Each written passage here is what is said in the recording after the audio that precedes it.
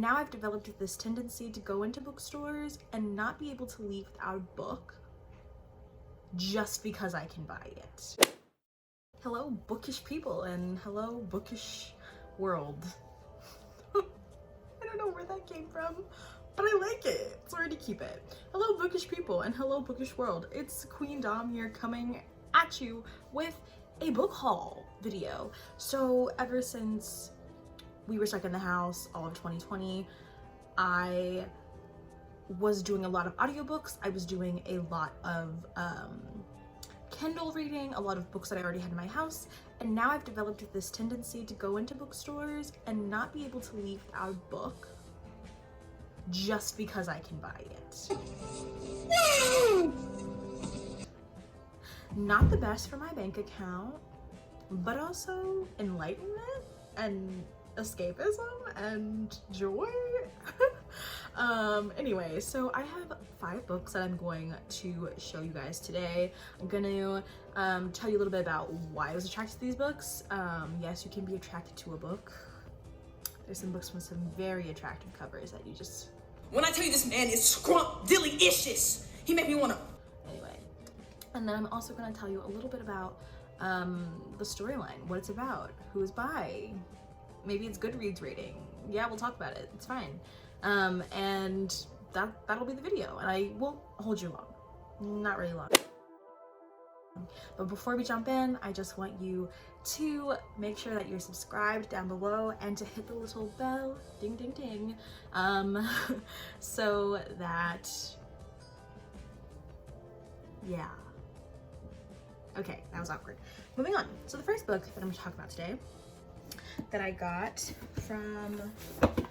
this from Books from the Past, Books with the Past, excuse me, and it's in, okay, this is a very problematic title of a mall, but Savage Mall. It's like in way out Maryland, but despite the problematic name of the mall it's in, the store is gorgeous. It's really cute. It has old books and it has new books. When I say old books, I mean like thrifted books, books that are out of print. And then also it has some of the new books that have come out. And I was glad to get this book, Song Below Water by Bethany Morrow. And it was $9.99, so a good $10, which is really good for the, I would say that's really good, considering it's fairly new. And so this is the book, and the little caption, I was immediately I was immediately attracted to this book because, one, it says young, period, black, period, secretly magical, and then you have 2 melanated queens on the cover. Immediate buy. My eye's been on this for a long time, and I'm happy I finally made the decision to just purchase it. So this book is about Tavia, who is at odds with the world, forced to keep her siren identity under wraps in a society that wants to keep her kind under lock and key. Never mind, she's already stuck in Portland, Oregon, a city with only a handful of black folks, and even fewer of those with magical powers. At least she has her bestie Effie by her side as they tackle high school drama, family secrets, and unrequited crushes. But everything changes in the aftermath of a siren murder trial that rocks the nation. The girl's favorite internet fashion icon reveals that she's also a siren, and the news rips through their community. Tensions escalate when Effie starts being haunted by demons from her past, and Tavia accidentally lets out a magical voice during a police stop. No secret seems safe anymore. Soon Portland won't be either. So if I'm intrigued. Intrigued. And also, do you see who said it's beautiful and it's brilliant? The Reynolds. So it's just a yes. So I will come back with a review once I have actually read it, but yeah, looking good so far. Next up, we're gonna go straight to the man himself who left that awesome comment, Reynolds. And the book that we have here today is For Everyone And it is a book of poetry. And so a lot of people have called this a lyrical masterpiece. Goodreads has given it a 4.29 rating. You know, we have that.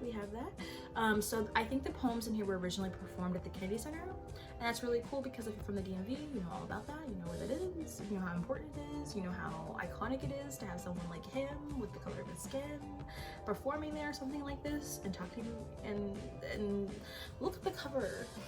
Words. Where did I get this from? This is a good question. I think I got this from Politics and Prose. Yes, I got this from Politics and Prose, the one in Wisconsin. I go there quite often, and the little tagline says, a poem, a nod, a nothing to lose.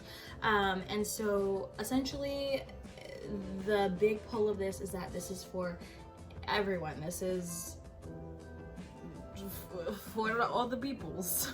So you can read it, I can read it, it's for everybody. And so I don't really know what to expect. I haven't really looked into this, but I've been trying to get more into poetry. I try to pick up a book and read it. Poetry confuses me. It can mean so many things. It can mean nothing. It can mean a lot of things. It's just a lot to understand, to unpack, a lot of grammatical important things, a lot of things. Yes. So trying to get more into poetry, and so excited to read this. Excited to experience it. So that was book 2. So for book 3, what book shall I do next? I think we'll go to another book with Jason Reynolds, because we're on a roll with him. We are. Do you notice the theme? Anyway, so this is stamped, and I know everyone has seen this everywhere due to what was 2020 summer, where a lot of underlying issues that have been occurring for long periodically time. Get out here and wait a long periodically time. Were bubbled to the surface, and so people were grasping and in need of a book like this, a book like Stamped from the Beginning, the original thick book with 3 C's by Ibram Kendi. I'm excited to read this book because to be honest, yes, I have not read Stamped from the Beginning. I am trying, guys. It is so thick, it is so intimidating, and also sometimes reading just straight literature, let's just say I'm not great at reading nonfiction because I was in school. And so when I did get to read, it was fiction, it was fantasy, it was romance, it was happy things in life that have a lot of reflection of real life, but not really, you know what I mean? So anyway, so I'm excited to read this because this is the kind of like the tween edition, not quite the kid edition, but the tween edition, I guess, for like 12-year-olds. And so very excited to engage with this. The tagline says, this is not a history book, this is a book about the here and now, a book to help us better understand why we are here, a book about race.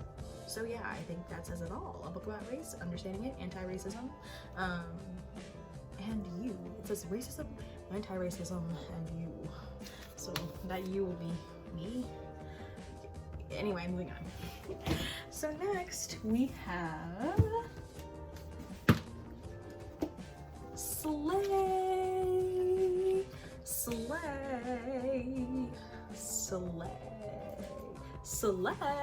I can't, I'm trying to find the right texture of slay I want, and it's not occurring, but this is Slay.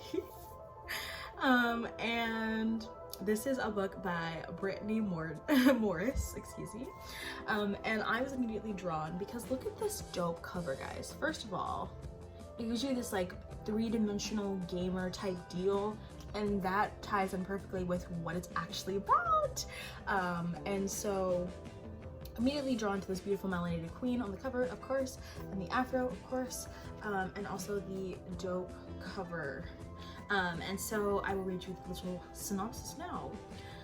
By day, 17-year-old Kiera Johnson is an honor student, a math tutor, and one of the only black kids at Jefferson Academy. But at home, she joins hundreds of thousands of black gamers who duel worldwide as Nubian personas in the secret multiplayer online role-playing card game Slay. No one knows Kiera is a game developer, not her friends, not her family, not even her boyfriend Malcolm, who believes video games are partially responsible for the downfall of black men. That's so funny. Anyway. But when a teen in Kansas City is murdered over dispute, in the Slay world, news of the game reaches mainstream media, and Slay is labeled as racist, exclusionist, and violent hub for thugs and criminals. Even worse, an anonymous troll infiltrates the game, threatens to sue Kiera for an anti-white discrimination. Driven to save the only world in which she can be herself, Kiera must persevere. That's not, what are words? I don't have my glasses on, guys, don't judge me. I will start over. Driven to save the only world in which she can be herself, Kiera must preserve her secret identity and harness what it means to be unapologetically black in a world intimidated by blackness. But can she protect her game without losing herself in the process? We shall see. And so I'm very excited. I actually bought this for my cousin. Yeah. And I was like, I think she'll like this because she likes games. You know, she's into this gamer world, and the biases and discrimination that are in the real world don't just disappear in the gamer world. And I was like, this seems dope. And so I'm gonna read it before I give it to her. It's kind of selfish of me, but I'm gonna read it before I give it to her, to see if she'll actually like it. She will. But yeah, so I'm really excited about this read, and I'll let you know how it goes. Headed to the last book in our little experience, and it is American Royals. And so American Royals is by Kathrine Mcgee. And I'm just gonna start off immediately with the synopsis. What if America had a royal family?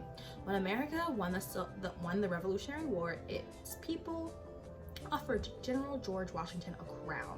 2.5 centuries later, the House of Washington still sits on the throne.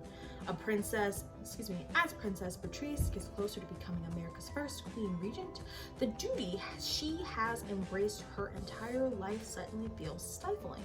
Nobody cares about despair except when she's breaking the rules. So Princess Samantha doesn't care much about anything either, except the one boy who is distinctly off limits to her. And then there goes Samantha's twin, Prince Jefferson. If he'd been born a generation earlier, he would have stood first in line for the throne. But the new laws of succession make him the third. Most of America adores a devastatingly handsome prince, but two very different girls are vying to capture his heart. So this is American Royals. It's giving me a little bit of historical fiction vibes. It's giving me romance vibes. It's giving me all the things. And where did I buy this too? I believe I bought this. Oh, Sarah J. Maas reviewed this. Didn't know that. Okay. Anyway. Sarah J. Maas reviewed it. Moving on. So I think I got this from Politics and Prose too. Actually, because all these stickers are the same. So I think I did. I bought Slay from Politics and Prose and Stamp from Politics and Prose. And so yes, that's where I bought them. This book was $8.98. And that's on sale because it's hardback, and what is in my eye? It's hardback. So anyway, I'm very excited about this book. Also drawn to the gorgeous cover. I'm a sucker for pretty hardback books. And so yes, so that concludes my little book haul, and I shall be back with these reviews of these books hopefully later when I read them. I'm reading a lot of books, which is very exciting. But that means talking about them too. So anyway, as we embark on this new adventure, bear with me. I'm very excited to talk to you about books and bookish things, and so thank you for being here. Make sure you subscribe, like that comment button below, and I will see y'all next time.